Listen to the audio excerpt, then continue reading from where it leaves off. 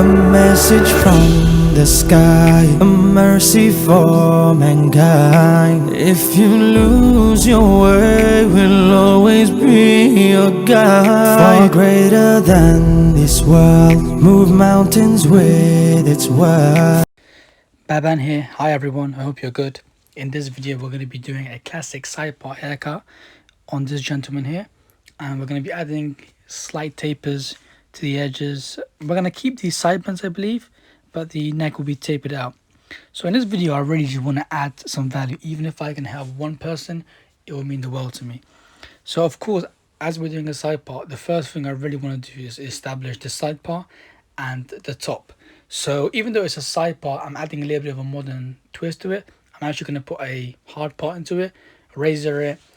And if you saw, guys, I use the comb, as you can see I'm doing now. I'm using the comb to find the round of the head and then section out so I can find the parietal ridge and the round of the head. This is so crucial because if I place the round of the head, the line, in the wrong position, the client will have a very hard time styling his hair. So if I section lower, hair that wants to grow to the side is going to be in the top. And if I go too high, the hair that wants to be on top is now sectioned with the sides, meaning it's going to go up and over every single time. And the client wouldn't know why, but his hair would be very hard to style and maintain. So it's so important to truly put the place of the hard part exactly bang on where the round of the head is. And 100% I can make a video detailing this, because a video like this where I'm detailing everything is going to be too long, which is why it's not going to work as good as me making one video for a certain topic. So as you can see, guys, I go with and against the grain to make the hard part as sharp as possible and last as long as possible. Here's a good trick, guys. I use powder.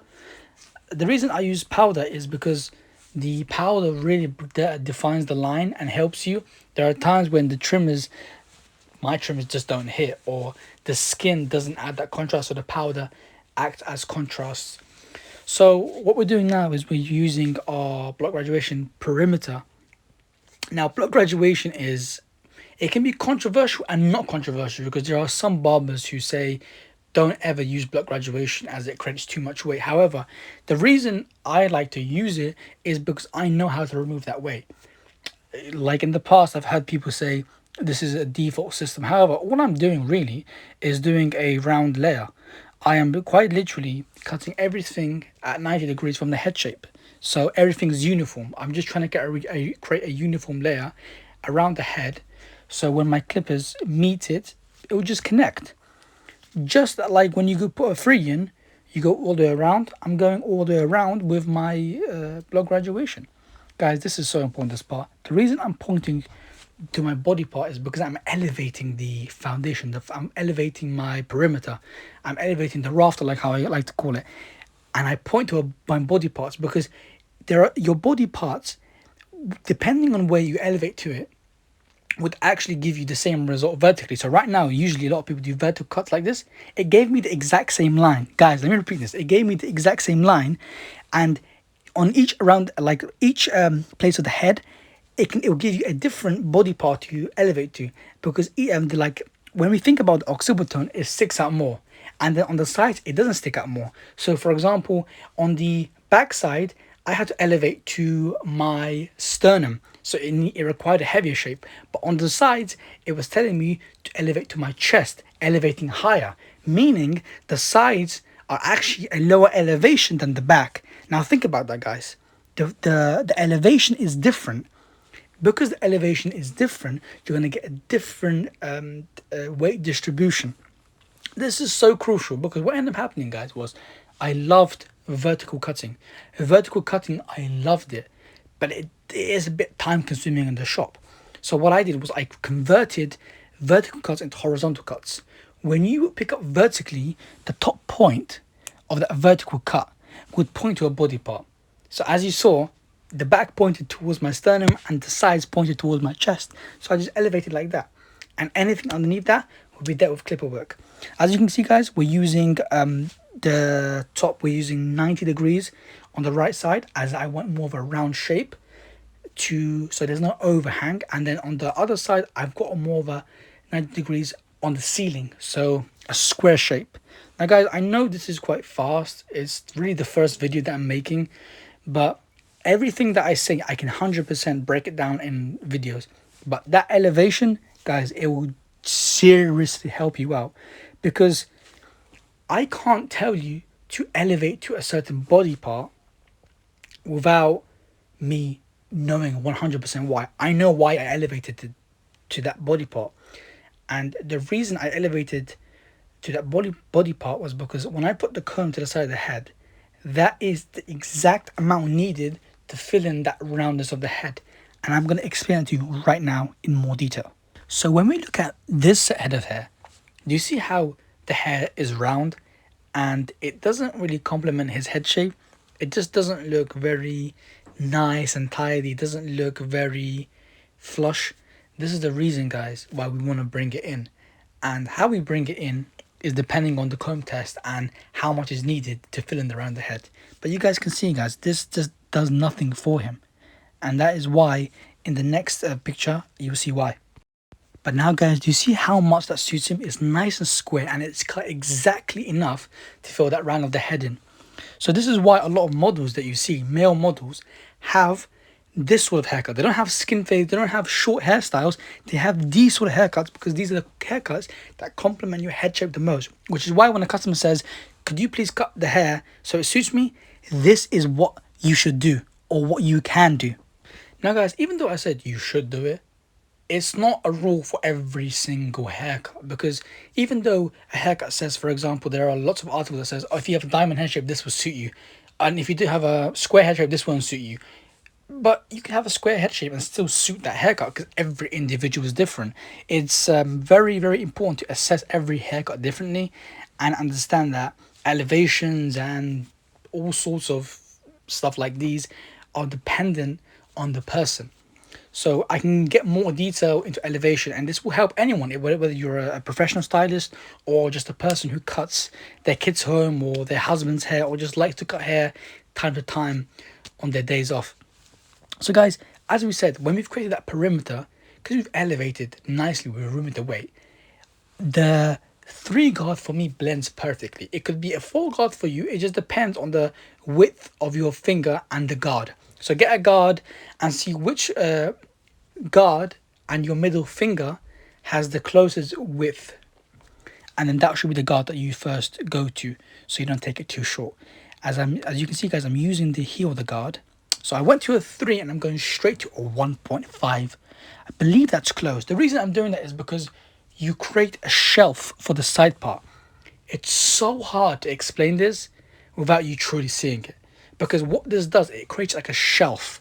This shelf is like a barrier for the free to sit on. And when you do that, it just gives you such a beautiful finish. It's a really, really beautiful finish, and it really helps you, because now all you need to do, understand, if you want to do a skin fade, all you have to do is now blend from skin to 1.5. It's really, really simple. So I'm gonna stick to like a 1.5, because as I said, guys, I wanted to keep it more on the classic side of things. Skin fade, not really the most classic finish we could have done.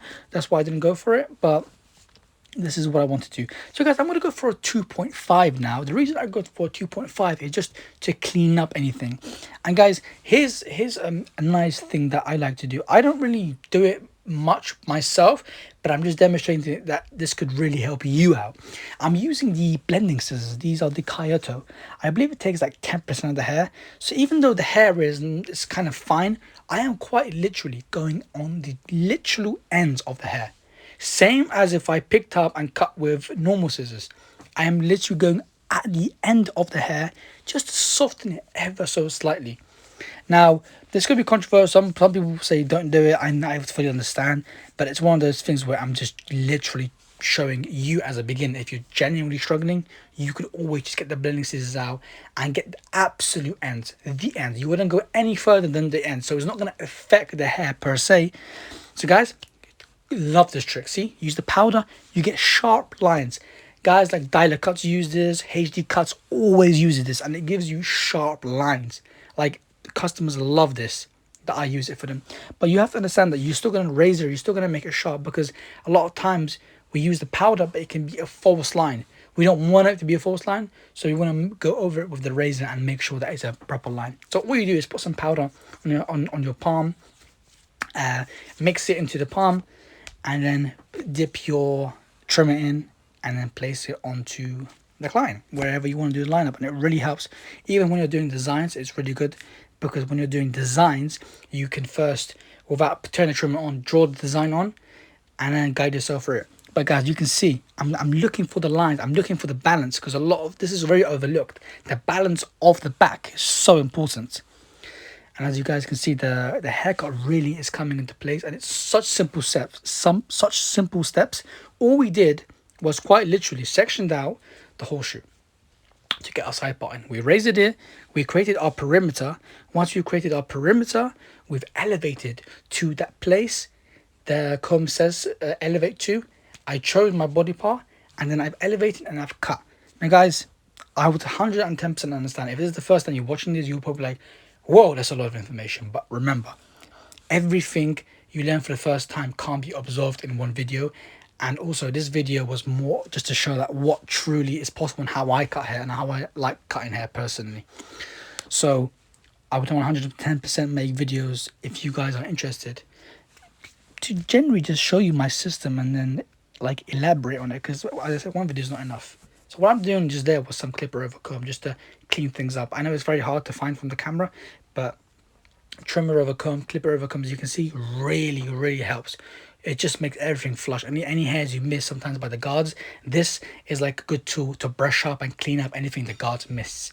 So it's always good to understand that you can have scissor over comb, clipper over comb, all these techniques in your arsenal, because there'll be a time and place for each and every single one of them. It's going up and down. It's almost like a cross-checking method. So guys, as I was saying, I 110% make videos elaborating on this, because if you use these, you will 110% get clean results. And that's the whole point. However, I also want a system where it's quite fast. I can be efficient, because vertical cuts, as much as I love them, they take too long in the shop for me. Especially when you're in a shop. I'm in the UK. Our shop's literally only walk-ins. I have the ambition to go even have my own shop that's fully appointments, but you have to start somewhere, right? It's just how in South London majority barbershops are walk-ins. So that's that. It's just have to accept it. They're doing the eyebrows now. So remember guys, when you elevate, you have to understand why you're elevating. You have to understand, even with clipper over comb, if I were to do this with clipper over comb, I have to understand why I'm elevating the clipper, the comb too, and then cutting. That's so important, because you can't do something without truly understanding why. If I generally just elevated randomly to the sky, and then I could not tell you why, then I shouldn't be doing it, and I can't teach you that, because I wouldn't even know why I'm doing it. That's that, right? I wouldn't even know why I'm doing it. Guys, a good service to add is the ears and nose wax. If you don't know how to do it, I can make a tutorial on it. It's quite explanatory, but it can actually be tough, considering that I actually came from a different shop that never used wax to a shop that used wax, and I literally had no clue how to do it, because we literally never used it. So I would understand if you have no idea how to use it. It's and there's not many videos out there, so I can surely do that for you guys. Guys, razor the neckline, the edges to make it extra sharp, as I said, just to make sure that the powder line is true, because you don't want to brush it away, have a shower, and then it's no longer sharp. That's so important. So guys, barbering is absolutely beautiful art, and as long as I've added some value in this video to you, that would mean the world to me, honestly. So guys, I really hope you enjoyed, and if there's anything else that you really didn't understand, please drop it in the comments and I will be able to help you out. My name is Batman, and it's a pleasure to be with you guys today. Thank you.